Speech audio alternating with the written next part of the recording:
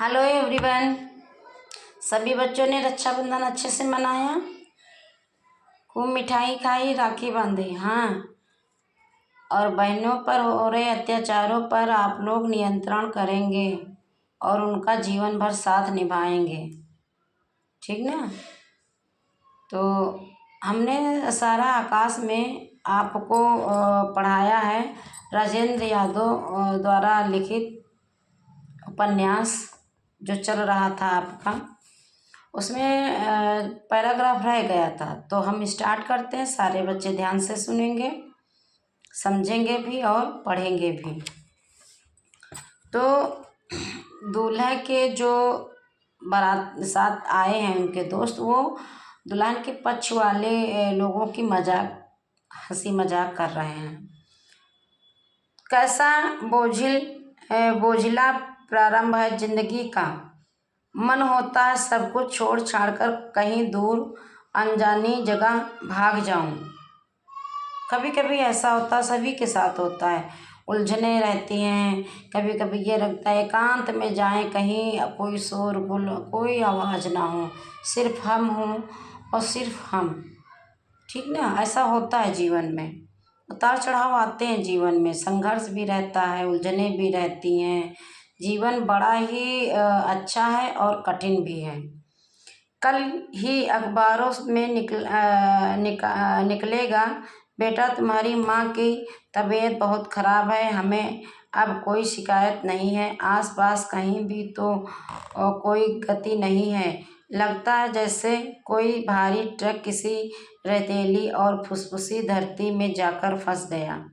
Engine धू धू कराहता है, घर घर घर घर पहिए घूमते हैं, लेकिन ट्रक वहीं खड़ा है और पहाड़ जैसे बगुले आसमान तक जा छा गए हैं। कुछ भी नहीं दिखता, दिशाएं खो गई हैं, शक्ति जवाब दे गई है, सांस घुटती है और जी भी घबराता है, रह जाता है। वातावरण में छाई या धूल धूल गतिहीन धूल, मतलब ऐसा लगता है कि आँखों से और शरीर से कि अब जो है एक ट्रक जैसे होता है ना कि मिट्टी में जब धंस जाता है और स्टार्ट करते हैं तो वो मिट्टी फेंकता रहता है, गुर गुर की आवाज़। ऐसे ही जीवन का चक्र होता है। गोधूल के बाद का कोहरा चारों ओर छाया था। मैंने मंदिर के खंभे से माथा टेक दिया। जाने क्या भारी भारी भरा था। सिर में संगमरमर के सुंदर काले सफ़ेद टुकड़ों से बनी सतरंजी ठाकुर जी के सामने द्वार तक चली गई। खंभों की दो कतारें उन पर टिका बड़ा भारी हाल, बीचों बीच मूर्ति के सामने मंजीरा, मृदंग, हारमोनियम, सितार इत्यादि लेकर गाते हुए कुछ भक्त लोग। मेरे तो गिरधर गोपाल दूसरा ना कोई है, अरे वो है, मेरे तो गिरधर गोपाल दूसरा ना कोई है।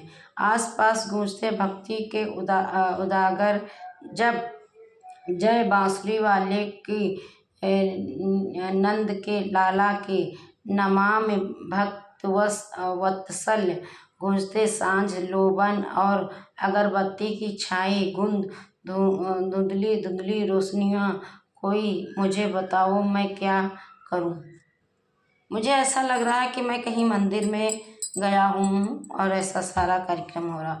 मुझसे भागने का भी तो साहस नहीं है। काश उस समय 15 दिन को ही कहीं कलकत्ता, बम्बई, पूना, हरिद्वार कहीं भी भाग गया होता तो यह सब कुछ कोई सब क्यों होता। तब तो बस रोता और गिड़गिड़ाता रहा, मेरे पाँव में चक्की मत बांधो, मेरे पैर में यह चक्की मत बांधो। मुट्ठी में पसीजदा हरी चूड़ियों वाला हाथ और आटे का गोल लिए चुपचाप बैठा बैठा भीतर से क्रम क्रम से आती दोनों आवाज़ें सुनता रहा था। अब भी समय है, उठ भाग। और हाय भगवान, यह जाने किसको मेरे गले बांधा जा रहा है। धुंधुलाती लपटों के आसपास डगमगाते कदमों में नापे गए वे 7 फेरे। पंडित जाने क्या क्या कहे जा रहा था।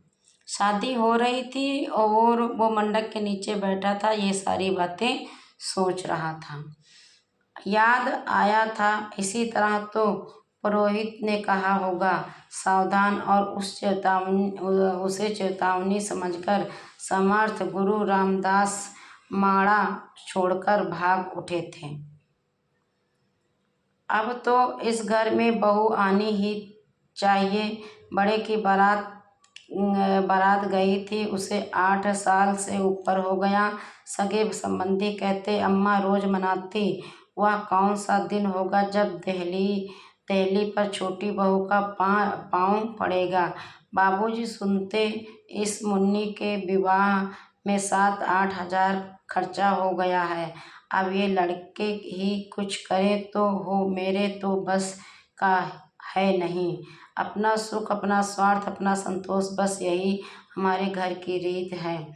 दूसरा मेरे पीछे उनकी बला से ना दूसरे की इच्छा है। ना जाने बड़े बूढ़े समझाते हैं दुनिया जैसे उनके जमाने में थी वैसे ही चलनी चाहिए, नहीं तो रसातल में चली जाएगी। अजी साहब,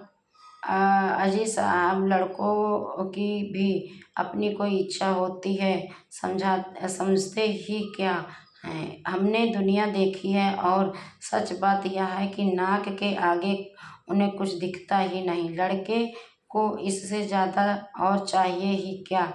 उसकी शादी हो जाए, बहू आ जाए, बच्चे हो जाए, कलर बाबू हो जाए और हमारे बाद हुक्के की नौ संभाले। मतलब घर के जो बड़े बूढ़े होते हैं वो अपनी इच्छा के अनुसार बच्चों को चलाना चाह रहे हैं कि लड़का की शादी कर दे, फिर उसके बच्चे हो जाएं, फिर जब वो बुढ़ा हो जाए तो हमारी जगह ले ले, और जैसे हम हुक्का पी रहे हैं वैसे वो हुक्का पिए इस दहलीज पर बैठ कर के। हाय मेरी ये वे सारी महत्वाकांक्षाएं, कुछ बनकर दिखलाने के सपने अब यूं ही घुट घुट कर मर जाएंगे। रात भर की नींद और खून दे देकर पाले हुए वे सारे भविष्य के सपने अब दम तोड़ देंगे। क्योंकि बेटा बड़ों के आगे छोटों की नहीं चलती है। फिर अपने की क्या कहते हैं, हार माननी पड़ती है। क्योंकि कहते हैं ना, जब परिवार साथ देता है तभी हम किसी भी मुश्किल को बना सकते हैं। लेकिन यहाँ जब परिवार ही नहीं साथ देता है तो अकेला चना भाड़ नहीं फोड़ सकता, ये मुहावरा आपकी बुक में है।